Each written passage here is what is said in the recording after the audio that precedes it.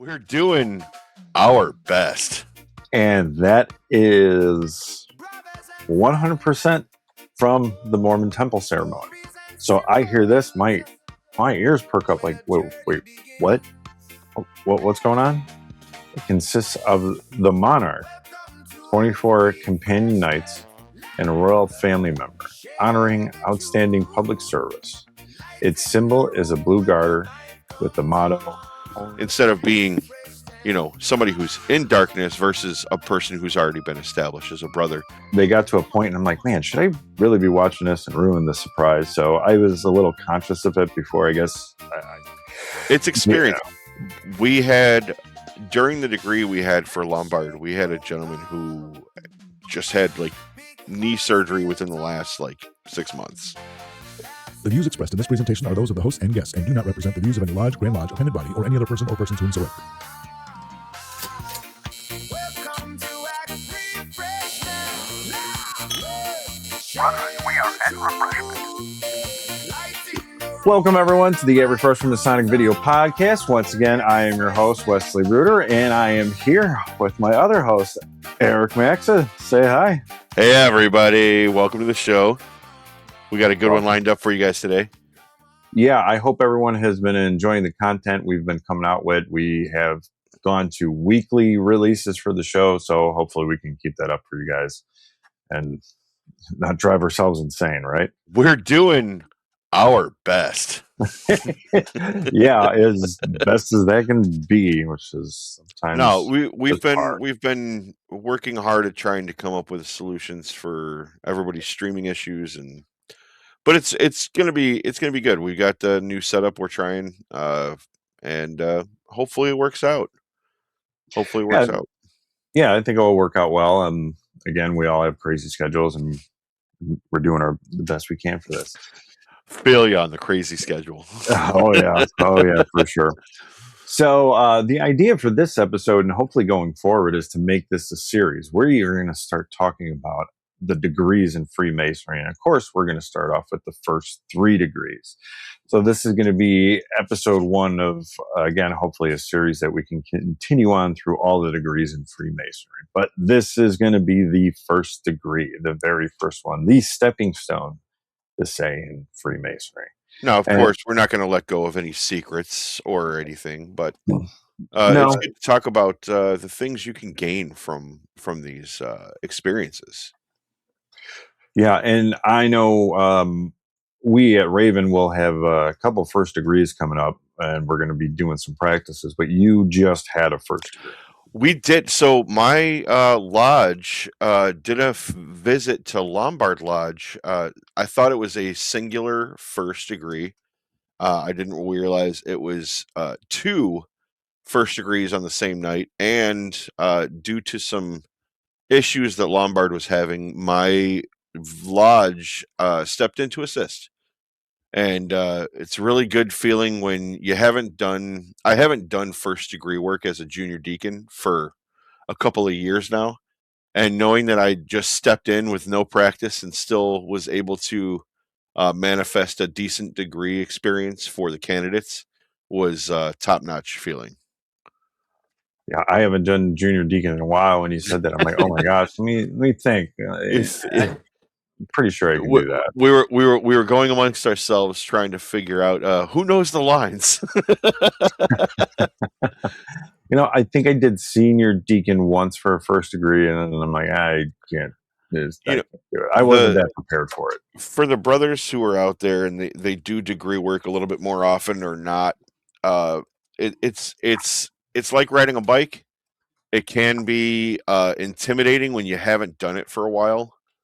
But when you look at it, if you've done a degree from junior deacon up, right, the lines don't change much. There's not much difference between a first, a second, a third. It just matters where you're at in trying to figure out your lines, like trying to, instead of being somebody who's in darkness versus a person who's already been established as a brother, the lines change slightly, but not that much. Right. Yeah, I agree with that. So when you first come to a lodge, it's, everything's new. So you're seeking out a lodge. Excuse me. You find it, you go in, and you meet the guys.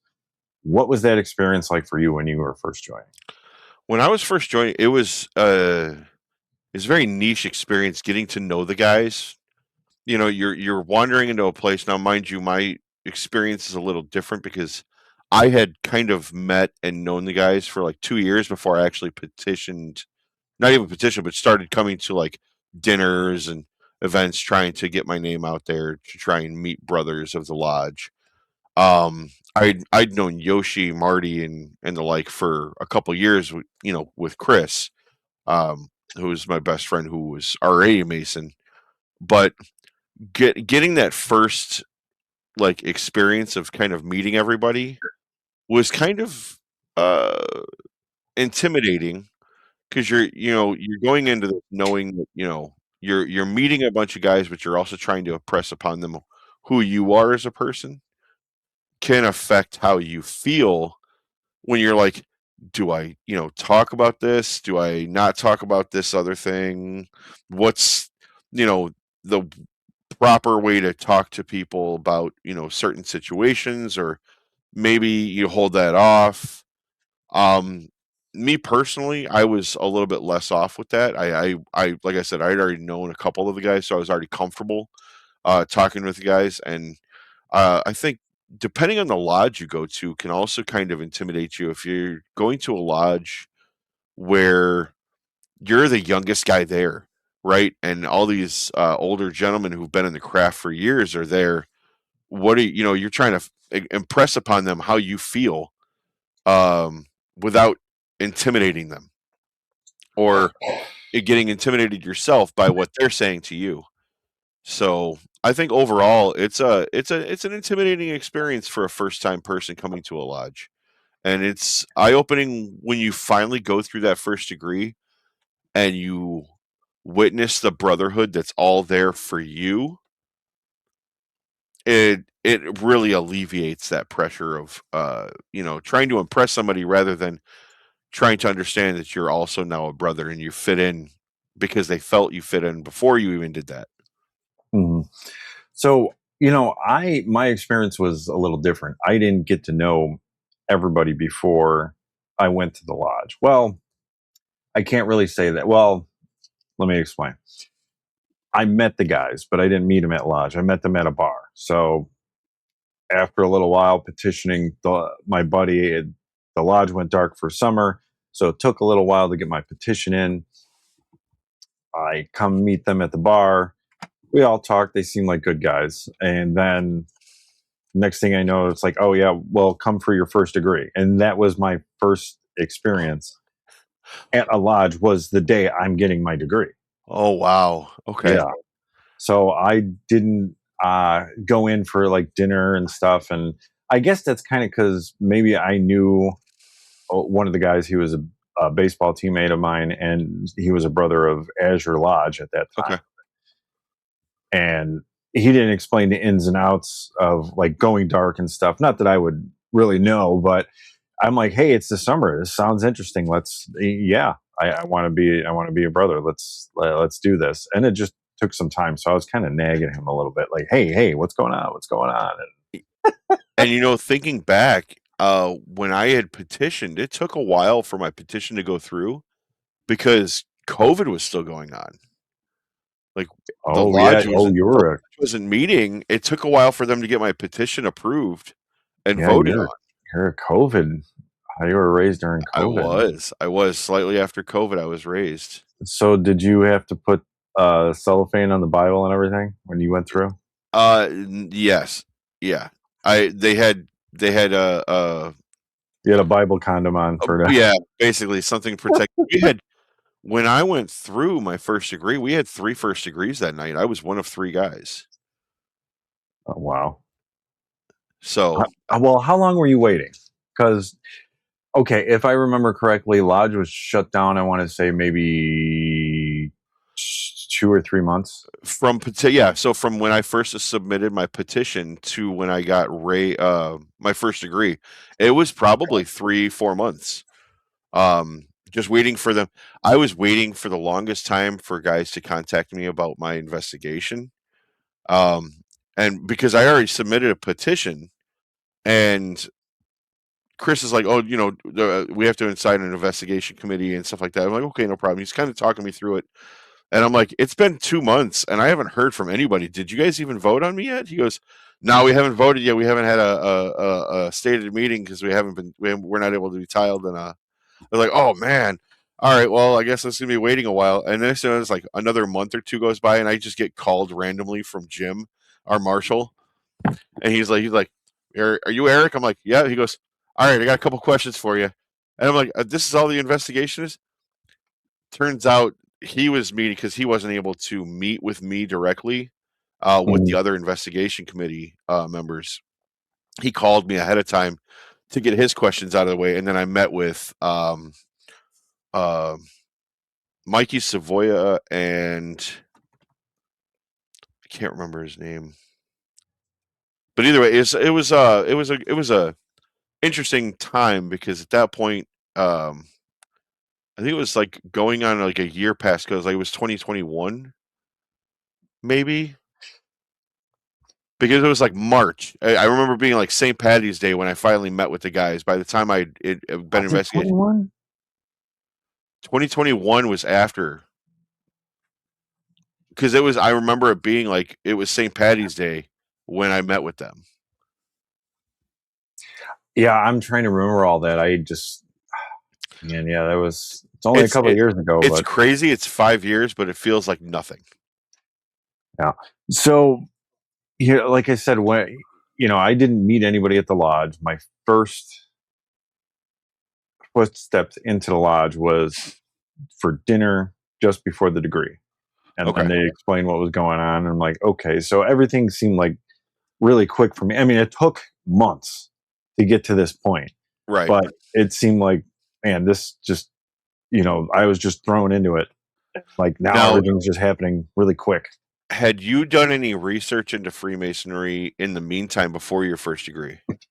Very, very little, because other than what I seen on the History Channel and what I had learned from some of the stories, being LDS at the time, Okay. Mormon, Right. I knew very little of it from that. And then watching some of the History Channel stuff, they got to a point and I'm like, man, should I really be watching this and ruin the surprise? So I was a little conscious of it before I guess I knew for sure that I'd like ruin a surprise type thing. And I'm just like, all right, I watched enough History Channel stuff. So some things were a surprise, but some things weren't. Yeah, I did more research into who are the Masons rather than like what am I going to experience? Like I was looking into like who am I really joining? What do they stand for? What do they do? Versus what am I going to be going through? What am I to expect? I wanted the mystery to kind of like really like hit the palate right as I'm going through it. But it's like Right. going through it blind, pun intended. I think I might have appreciated more because the mystery, like the excitement, everything was there.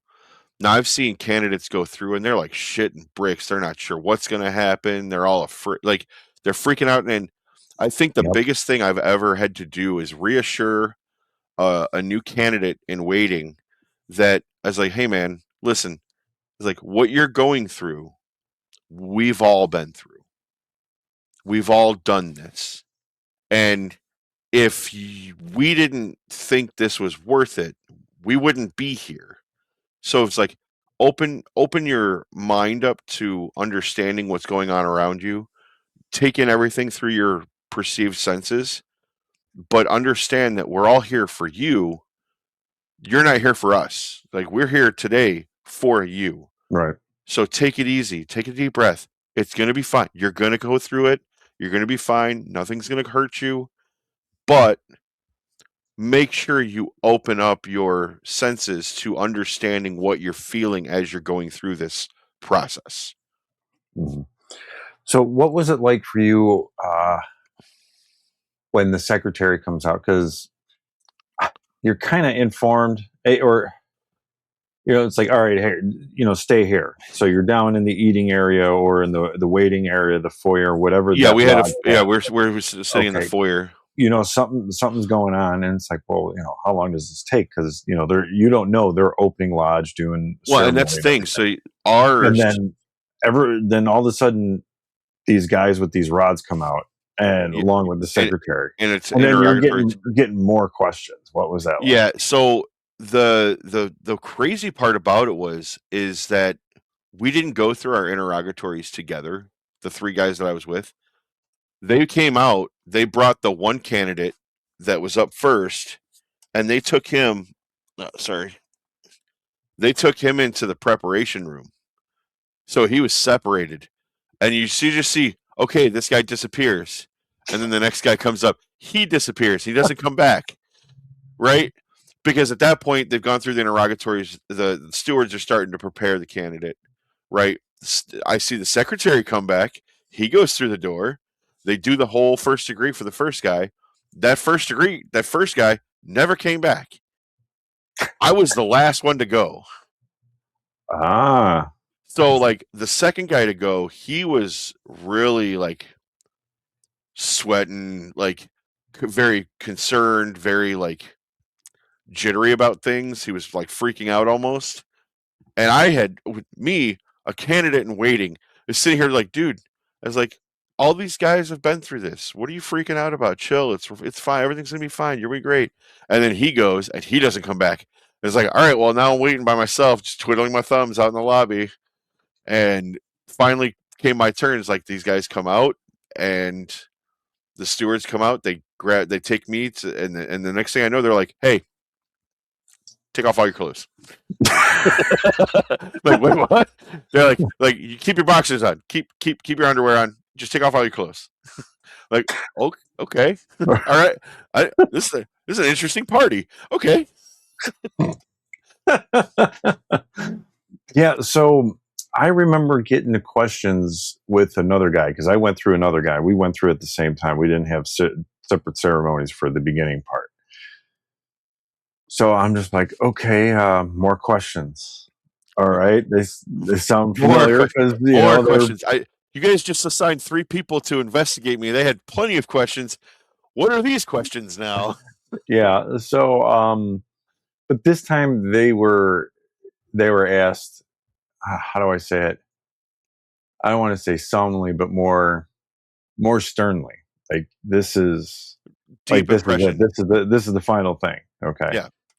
And it's like, okay. And from what I remember, we got dressed, we changed, and I wasn't concerned about it. For one, my buddy told me, hey, these are like some ancient practices. I don't want you to be freaked out. And he kind of explained that you're going to have to change into another outfit. And I'm like, dude, don't. I'm Mormon. If you knew what I went through in the temple, you wouldn't say this. But if you only knew. If you only knew. So, that wasn't a big deal to me. And the guy that I was with, it didn't seem to bother him Yeah, I when they were like they're like, yeah, take off all your clothes. It's like, you're gonna put on this. I'm like, oh thank God, there's gonna be clothes. either. Yeah. So you get in this outfit, and you only have what, one full leg, pant leg on, and the other one is short. You feel weird because it's just like, you feel like there's like some type of golf sway going on. Like, you're like, all right, put all your keys in your left pocket. Okay, Yeah. That's it. Now roll up your right sock. Yeah. And they're just like, no metal. And I'm like, well, I didn't have anything metal on me. And like, no big deal. The other guy, I don't know if he was married or not. So, but I have heard issues. Guys have said that people have had issues of not being able to wear their wedding band in the first degree when you're a candidate. And I guess you can explain to them that it's an ancient tradition that will be explained. Here's the thing. You can wear a wedding band. You can wear one of the rubber ones. Silicone. This was before they were doing that. Silicone band. I mean, I've now, mind you, I wasn't married when I got my first degree. I wasn't even engaged when I got my first degree, but I've seen more guys more recently wearing silicone bands because of work reasons. Like I wear silicone bands. I work in retail, but I do a lot of projects at that store, so I wear silicone for safety reasons. Um, Silicone bands are becoming more prevalent in everyday space because of that reason.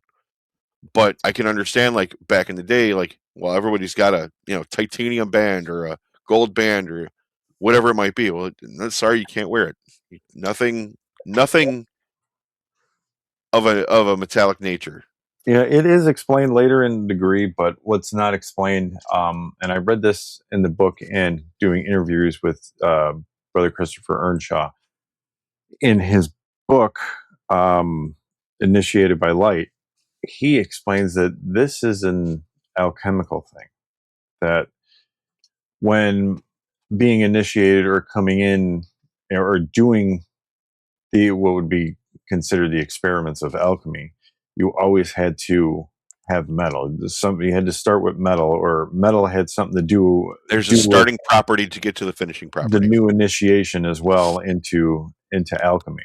So, and it's been a little while since I read the book, but like, okay, that's fairly interesting. Now, that's not explained like that in at least Illinois' ritual. If you look at the concept of ancient alchemy, right? Everyone was looking for a way to make gold. Alchemy was all around making gold or the fountain of youth, right? They were looking for the water of life, if you will. Or universal solvent, if you will, is what it is. And the closest they've ever come to a universal solvent is water itself. And water dissolves pretty much everything with time. There were some, I believe, Chinese emperors that drank mercury because they believed that it was an elixir of life. Yeah. Oh, God bless them. Yes. But if you look at it, it's like to get to gold, the common belief back then was that you had to start with any type of metal, right? Most commonly, because it was the cheapest, typically they started with lead because lead was so commonly used. Well, they would use something called cinnabar, lead, mercury, and anything. Yeah, they metal. would use water when they needed to, but it wasn't one of the. Well, I don't know. I don't want to say basically it was, any type of metal that could be liquefied pretty easily. Was the typical choice. So maybe I'm jumping a little ahead, but that idea and the being metal withheld on your person in the lodge is stated later, and it is technically an alchemical reason because we're trying to change you. We always say, make a good man better. Well, you're already a good man. Well, we're trying to refine you, make you a piece of gold, put you through the refiner's fire. And that's, I'm not giving away anything in the degree, but that's kind of the sense of that. But that is, that makes a good point. It makes a very good point, is that if you have metal, you cannot start on yourself because you are essentially, you have something in a replacement of you that could take on the alchemy. Yeah. Now, another thing I hear people get worried about, and I didn't think it was a big deal, is being blindfolded, or what is called hoodwinked. Now, we use the actual sleeping mask, the blindfold sleeping mask. Same thing. There are some jurisdictions that still use the full head wink, the full pillowcase, or something that may be more breathable. I don't know, but they do use it. And there's a reason for that. And you are in darkness. Not that you are in darkness from God or any kind of faith, but you don't know what is expected ahead of you in Freemasonry. So the symbology of that is to be in total darkness. It's just symbology. It also forces you to trust in the person who's leading you, because you can't see.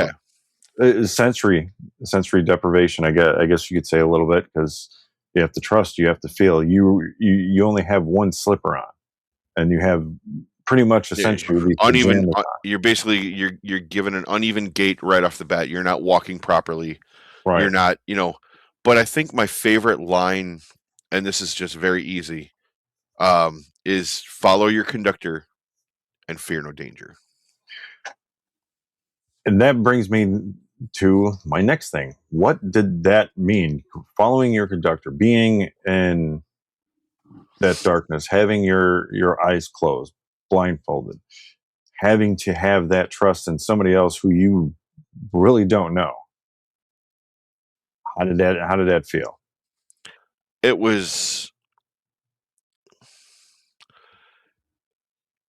odd at first, because you're being led pretty forcefully, in some cases, by a person whom you really don't know. You're being kind of ushered around to an environment you have no idea what it looks like. You have no idea who's watching. You have no idea how many people are there. You have no idea where you are in the room because of just the total, sight holds a lot of power.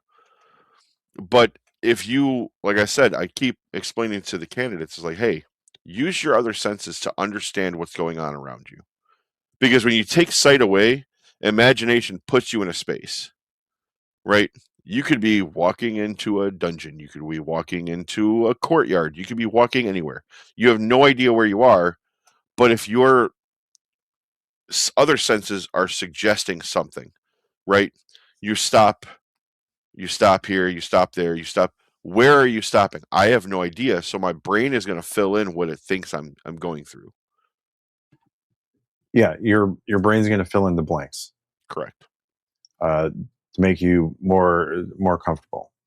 Now, when I went through, I remember the lodge room being cold. The heater just went out, if I remember correctly. So the heat wasn't that good, and I think this is like September when I first joined.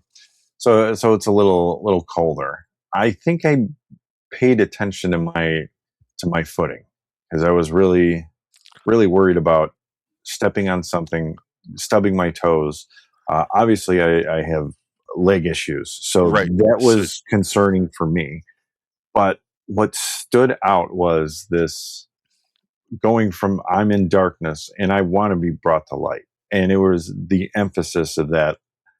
I'm not staying in darkness. I want to be brought to light. So the feeling of the sensory deprivation and the cold feeling that all added to the experience to me. And I was just kind of like, awestruck, especially after the altar and everything. That Now, just added to the experience. I will say this. My experience, it may have differed from a lot of people's experiences. Number one, as a candidate going through my degree for the first time, I never saw the lodge room before going through that experience. I never actually got a tour of the lodge room itself. I never saw what it looked like. I didn't know what it was shaped like. I didn't know any of the features or aspects of it. So going through it, like, I really felt like I was being separated out from, where I was in a building, and I was going through like a courtyard.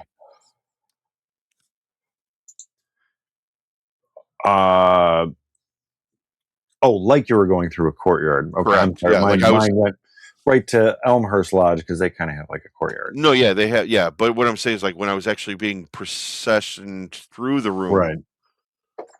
my brain shut off. Like, hey, you're in a room, and my brain turned on. Like, why does this feel like stone that I'm walking on?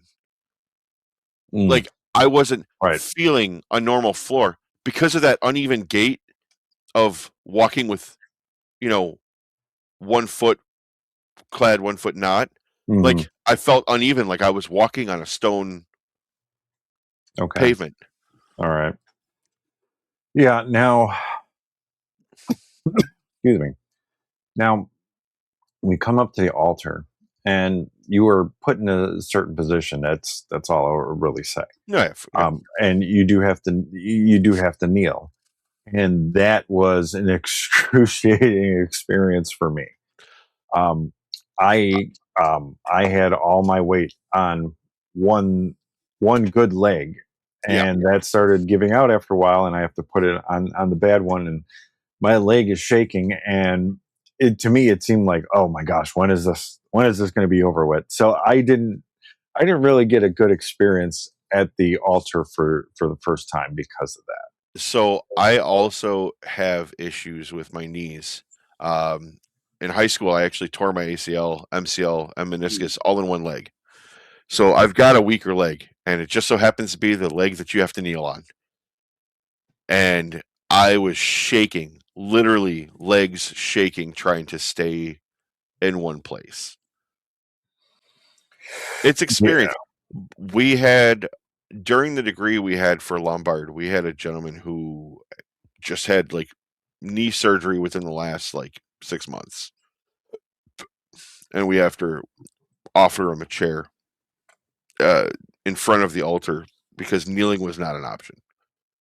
But they still placed him in the position similar to what he would have been placed to convey that feeling just without putting pressure on his knees. Right. There are exceptions. There are emergency situations. My buddy just happened to forget. I mean, because at the time, I wasn't using a cane. I'm playing baseball. So he wasn't thinking like, oh, he knows I got bad knees. So I'm just like, oh, whatever. He apologized and everyone else apologized. Why don't you say something? I'm like, well, how the heck was I supposed to know? I don't know what's coming. It's What did you say? It's I was going to tell you, but I totally forgot. You guys are going on and out of the altar. Should I have been like, hey, my knees hurt. I need to stop. I'm trying to get the whole experience here. This is what I've been waiting for a while. So yeah. Well, then after the altar, there's one thing, especially for me, that was very familiar, and there's a back and forth between the worshipful master, the candidate, and the senior deacon, and that is 100% from the Mormon temple ceremony. So I hear this, my ears perk up, like, wait, what? What's going on? So that whole rabbit hole went down later, but that was pretty interesting. That took me off guard. I wasn't expecting that at all. So then we go on, and now there's this apron. We're given an apron, and we're told that this apron, it's a badge of honor, and that is held in very high regard to some of these other orders that I'd never heard of, like the Order of the Garter, the Star and Garter, and the Laurels. Right? Is that it? Let me look it up. I kind of got stuck on that for a little while. Like, what is that? It's Eastern Potentate. I think that was the one that got me. I was like, I don't even know what that means. Potentates. Yes, that's what I was looking for. I don't even know what that is. I'm like, okay, but I'm like, I know what laurels are. Yeah, I know of them. But yeah, it was. So I didn't really get hung up on that, but too much after the degree. But when he said that, that's all I remember. Like, what is that? I don't understand. And of course, I didn't have the blue book and everything to go look it up. Right. And I forgot about it.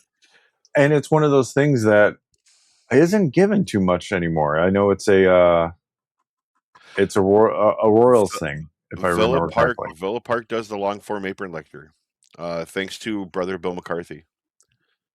He does a fantastic job every time he does it, and it's most interesting to see that when he does that particular lecture, because that lecture is also used in one other piece of ritual, and that's our funeral ritual.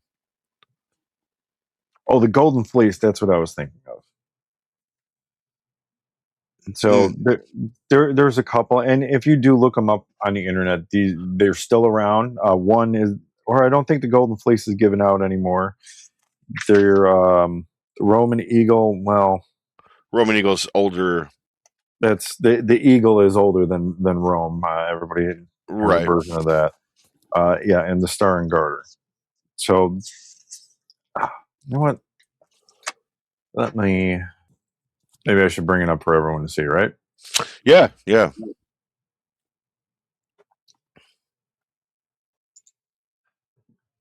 So the Stars and Garter is an idiomatic exclamation of surprise, astonishment, or dismay, often used as a colorful, old-fashioned alternative to "oh my goodness" or "oh my god." Well, that's not it. No, I think it's the Order of the Star and Garter. Is it the order? Because in our ritual, just most noble order of the Garter, founded by King Edward III in 1348, is the oldest and highest order of chivalry in Britain, symbolizing knightly fellowship. It consists of the monarch, 24 companion knights, and a royal family member, honoring outstanding public service. Its symbol is a blue garter with the motto "On so quid me la pence." Yeah, I screwed that up. Evil be to him who thinks evil of it. So, yeah, like I said, it was a royal thing. It's basically the whole point of that part is to say, hey, no matter what you get, this right here, this symbol of purity is higher than all of it. So here are some images of. Yeah, it's an honor. It's like a medal of honor for British royalty or British The most noble order of the Garter is the but the thing is like there's only allowed to be X amount of people within the Order of the Star and Garter. So like noting like it's a very, very high honor to be able to have that or be in that. So what it's referring to more in the ritual of it is that the presentation of your apron is to be remembered and sanctified higher than anything else you could be, like a potentate or the Star and Garter or anything like that. Basically saying this is the highest honor you could get is receiving this apron.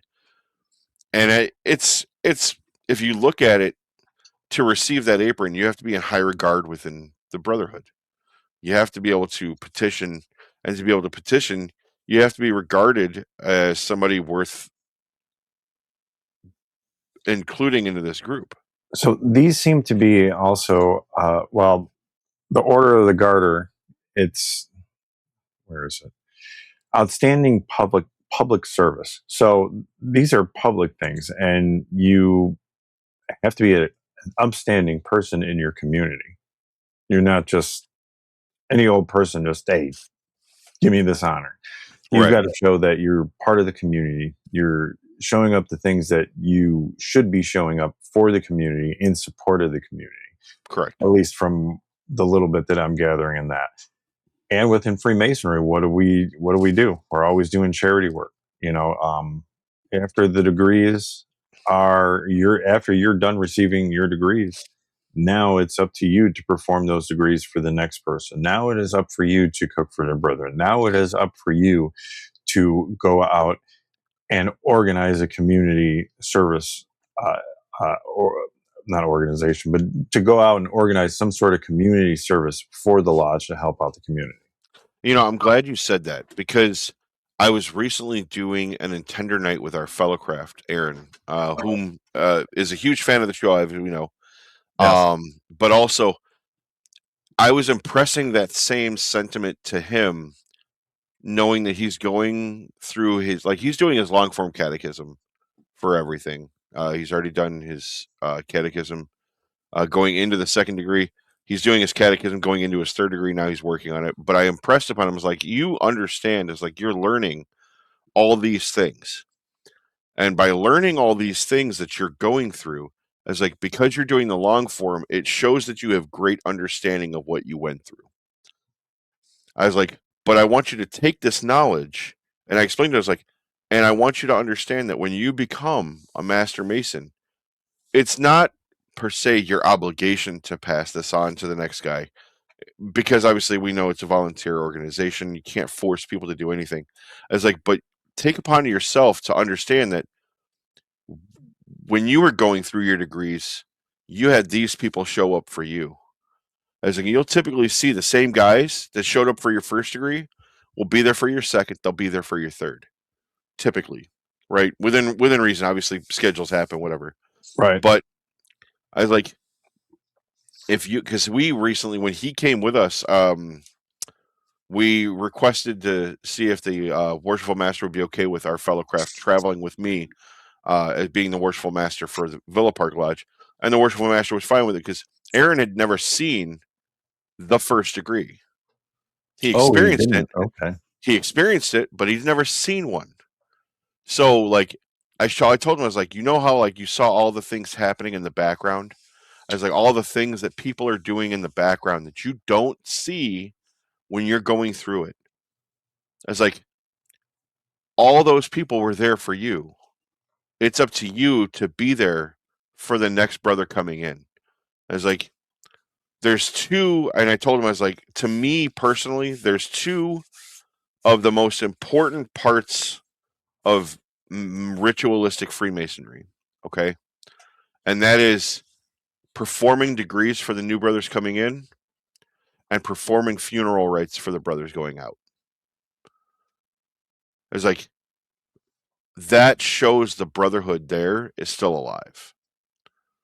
And the sad thing I see is that all too often you see people trying to get a degree together, and sometimes it feels like it's pulling teeth trying to get people to show up. And I think it's really getting forgotten about how important it is to have a room full of people when you're going through your degree and you're finally getting your light, right? And seeing how many people are there for you. People you don't even know are there for you. We had a brother from Men in Brotherhood that was there for all 3 of my degrees. And I formed a very close bond with him. And you know what? To this day, if he called, I'd drop anything I could for him because he was there for me when I was going through what I was going through. You know, if he needed somebody to do, JD or senior deacon or something I'm able to perform, I'll be there. I'm happily there. But it's not even just him. If I get called upon by another lodge, they're short on people. Hey, do you know the junior deacons work? We have a 1st degree coming up tomorrow, and my junior deacon's out sick right now. If I'm available, I'll be there because it was that important to me to see how many people were there for me.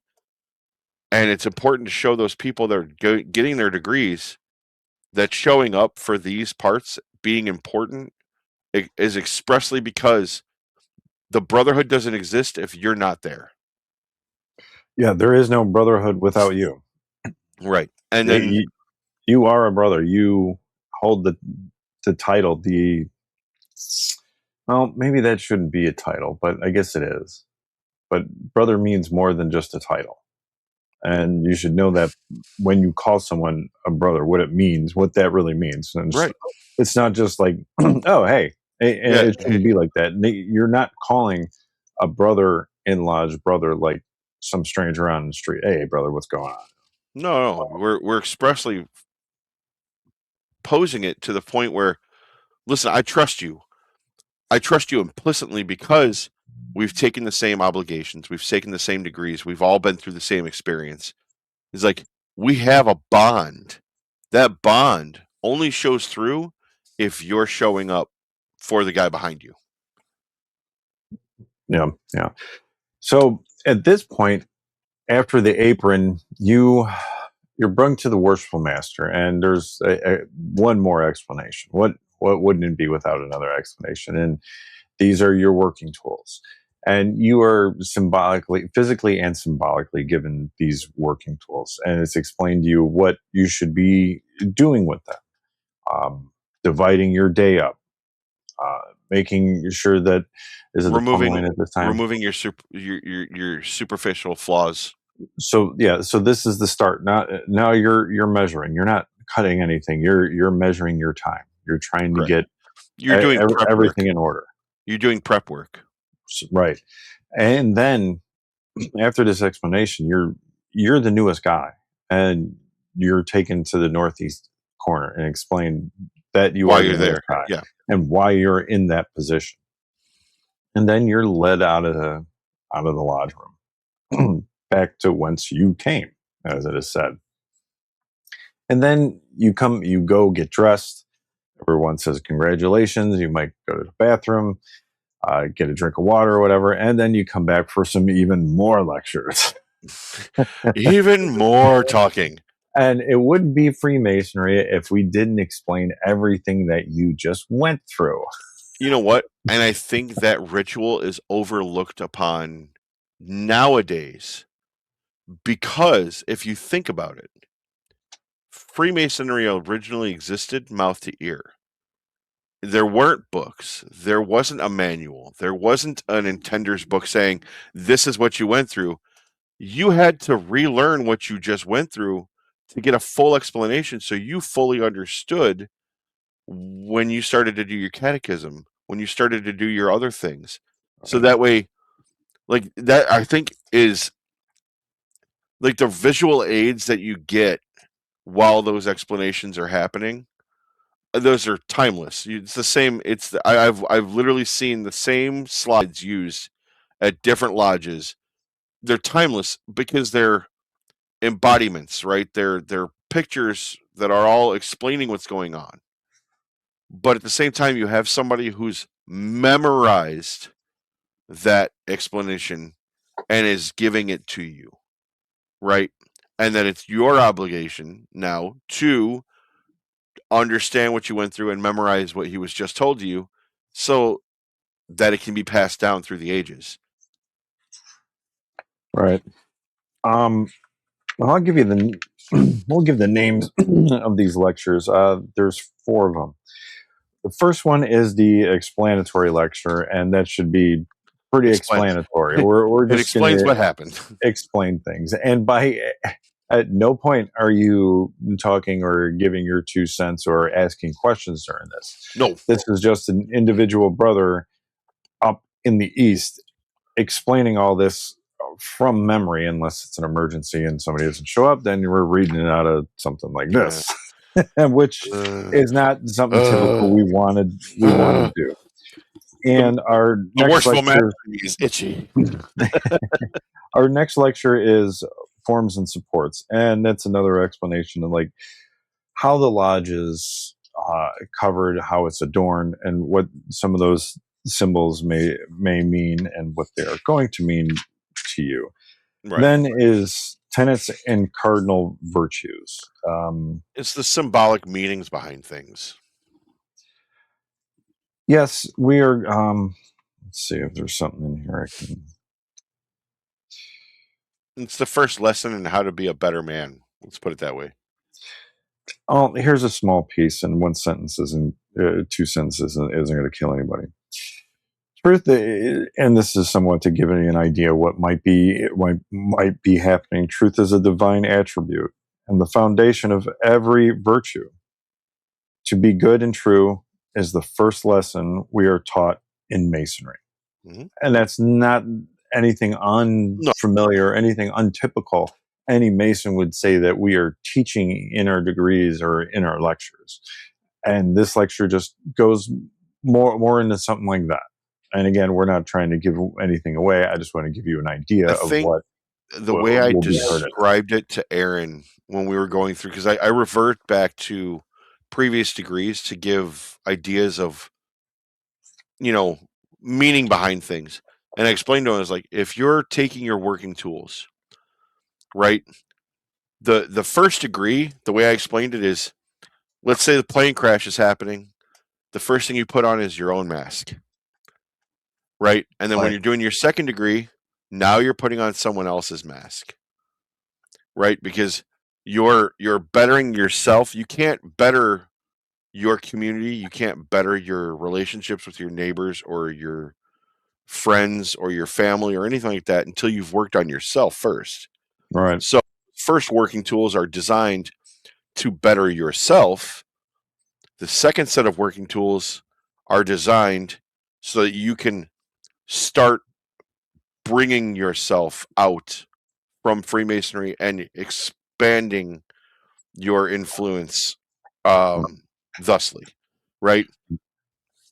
We'll talk about attitudes towards brothers, towards people outside of the fraternity, your fortitude towards things. What is expected of you as a human in the community?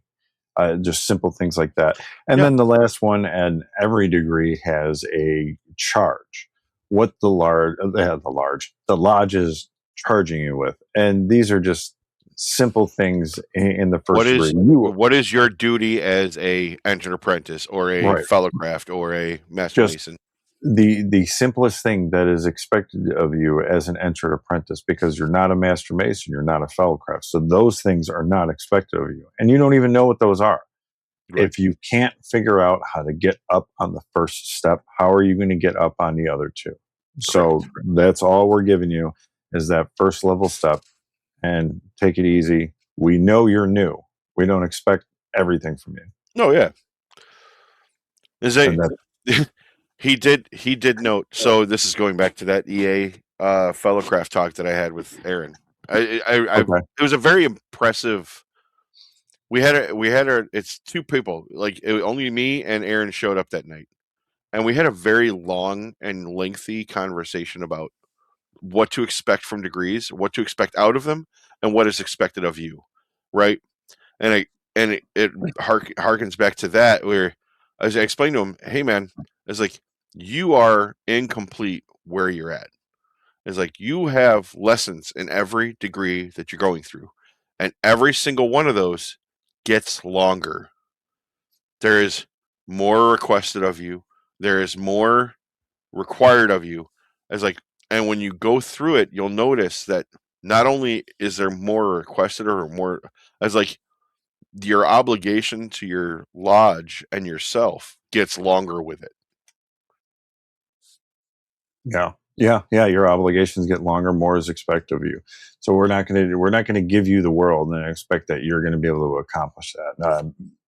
No one is going to achieve that. No, it's the same reason why you had entered apprentices in such number in the quarries versus fellow craft versus master masons, because not everyone going through that entered apprentice step would make it to fellow craft. No, Not everyone making from fellow craft would make it to master mason. You have to refine your skills to move up. You have to refine yourself, and you have to refine your subjective thinking when you're going through speculative masonry.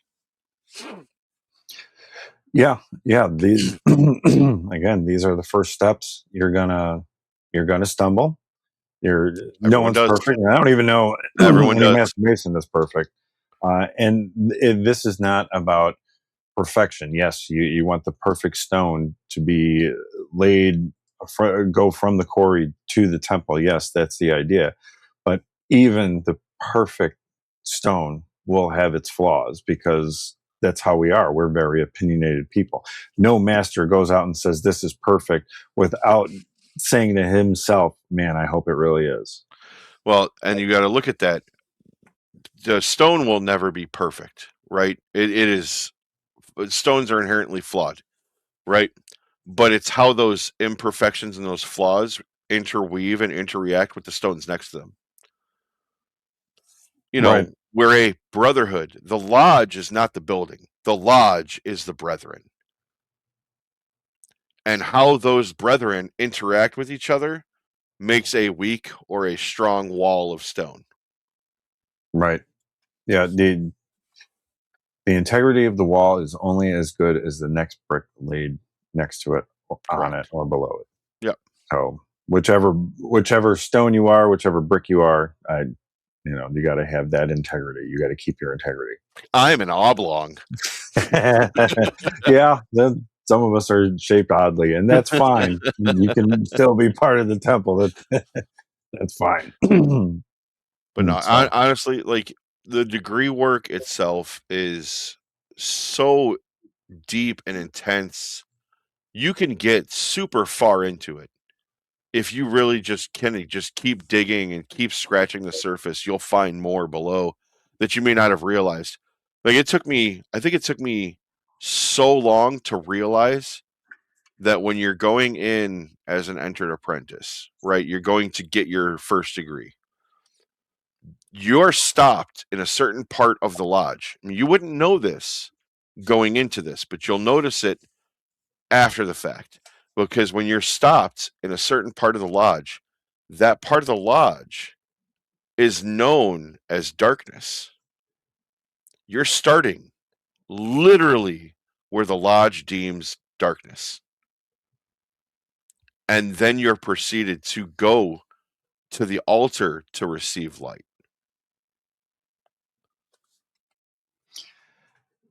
yeah, okay, all right. I never looked at it that way, but okay, all So right, I can see that. you're stopped and you receive a prayer, right? You're stopped and you're kneeling Right, and you're there in darkness without realizing that you are literally in where the lodge deems darkness. right. And if we didn't, I don't think we said that, but before all this gets started, when you first come in to lodge and you're hoodwinked, you take a couple steps. Some things are asked of you. You take a couple more steps, but then you're asked to pray. So Hmm. uh, deity is a big thing. We Hmm. don't tell you what to believe, who to believe, or how to believe, No, but it's just that we the do insist that you faith, do have yeah, a belief. the belief in faith is a great foundation to build anything, really. It's where you get more of your moral subjectiveness is your individual faith. Um, and again, whether you're Jewish or Sikh or Christian or you know, as long as there's a belief in deity, there's a foundation for something better. Yeah, yeah, and that's we're trying to get it across that you know we may not be a complete Christian organization. We're an organization of men of different faiths, and Hmm. we're all trying to make it work. Because what is a community? A community is people, people. But what about people? People of all different walks of life, all Hmm. different thoughts, all different beliefs, and that's what we have to work with. And to reject something or to not accept because of a different belief is just not part of the Masonic thinking. And Deity is what we want you to focus on. that's the odd thing, right? You look at some of these other podcasts where people are talking about how Freemasons they're not, you know, religious. They believe in the supreme architect of the universe, but God said, "Let no other be named but me." What they think we're praying to some other deity, but it's not. It's a name for the creator, right? Your creator, my creator. They may be similar. They may be different faith, whatever it is, but it's still the creator of your universe, Right. right? We all have different beliefs on what that is. Correct. But it doesn't matter as long as you have a belief in faith. We all have common ground of that belief in faith. But the thing that gets me is that people they do these podcasts. They say we're satanic because we're worshiping on an altar, or the 5-pointed star, or whatever. They have no clue what these symbols actually represent for what we do. And on the top of it, none of them acknowledge the fact that Freemasons are inherently taught to leave out two things from lodge: religion and politics, Politics. Yeah. because those are they can be two of the most divisive things that could draw people apart. When you start speaking upon it, that's when you start getting the disagreements. We leave those out of the lodge. The lodge Yeah. itself, the building, the lodge itself, we don't talk about those things because that way we are still a cohesive unit. We could still constructively talk. So it reminds me, I think this is like, this should be how a Masonic meeting is when there was this old commercial, and I can't remember what it was for, but I remember it was like, if things worked the way they were supposed to. It was a bunch of firemen in court or at like the Senate, right? And one guy gets up, he's got the whole New York accent, he's got a stack of paper this high. He's like, "What is this? It's just a whole bunch of paperwork to tell us that we need clean water. Guys, we need clean water. Yeah. All those in favor? Aye. Aye. All right, that's done." And that's kind of like how a Masonic meeting is we're not getting into the politics of it. We're not asking about what No, we're discussing what is for the betterment of the lodge. Right. And we can do that because it's a lodge. We're not municipalities, okay? It's just a lodge. It's like, okay, well, this family needs clean water. Should we get them, Green beans. some water or what? No, green beans only. Yeah. Okay. Yeah. And it's a vote. Yeah. It's like, let's do hey the guys, right thing. This light bulb has been out for 5 months. Can we take a vote to change it? Yeah. And the nice thing as a newly initiated fellowcraft is you don't get to vote on anything until you're a master mason. Yeah, fellowcraft EAs. You get to just listen to it and just experience it before you get to deal with it.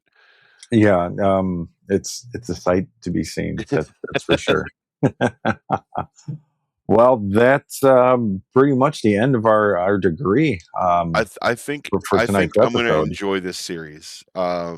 Speculating on the degree work has slowly become one of my favorite things to look at and debate on. Yeah. So I'm going to enjoy it.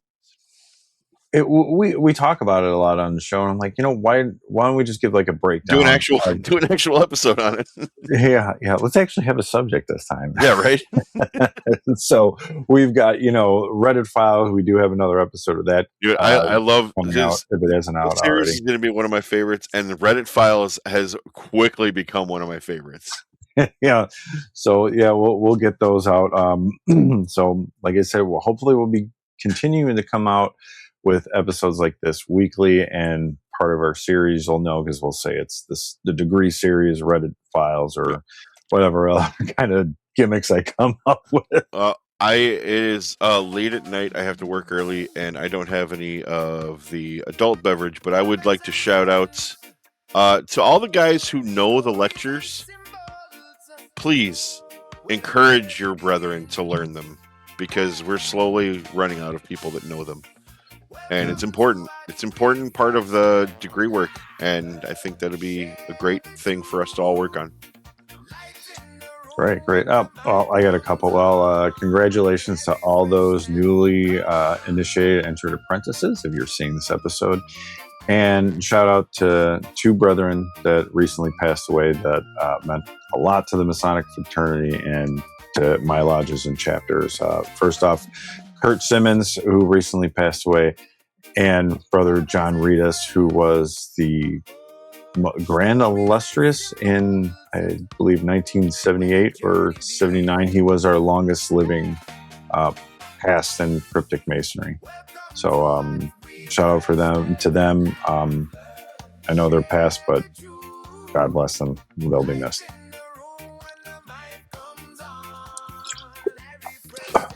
It brings us to the end, my friend.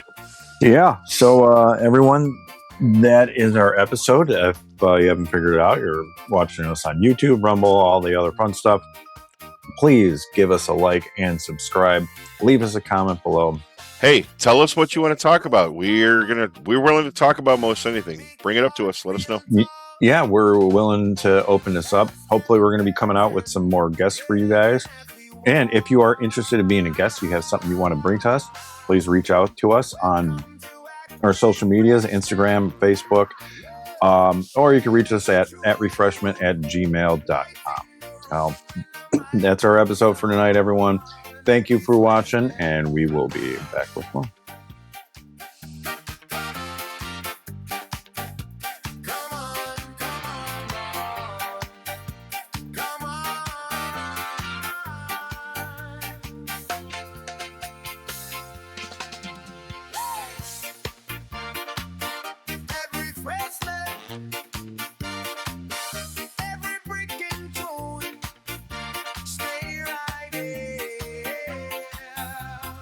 Come and